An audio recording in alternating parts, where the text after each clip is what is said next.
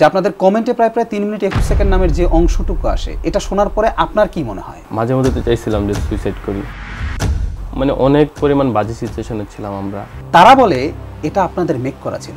লাইফে যত কিছু হয়ে যাক আমরা দুজনের হাত ছাড়বো না। যে আপনাদের কমেন্টে প্রায় 3 মিনিট 21 সেকেন্ড নামের যে অংশটুকু আসে, এটা শোনার পরে আপনার কি মনে হয়?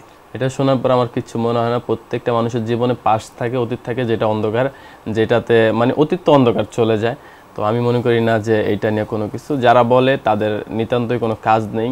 এবং এই যে আপনাদের কাছের যারা আছে তারা বলে এটা আপনাদের মেক করা ছিল এবং এটা আপনারা ইচ্ছাকৃতভাবে এটা প্রকাশ করেন যাতে আপনারা লাইমলাইটে আসতে পারেন। এটা কতটুকু আপনি সত্য? যদি বুঝের মানুষ হন তাহলে একটা কথাই বুঝবেন, আজকে যদি আমাদেরকে মানুষ না চিনতো, আমাদের যখন অ্যাক্সিডেন্টটা ঘটে, এই ব্যাপার নিয়ে আমি কথা বলতে চাই না, তারপর একটু ক্লিয়ার করে দিচ্ছি সবাইকে।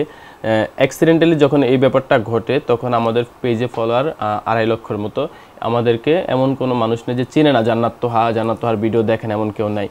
আজকে যদি আমরা পপুলার মুখ বা পরিচিত মুখ না হতাম তাহলে কিন্তু ওই মানুষগুলো আমাদেরকে চিনতো না।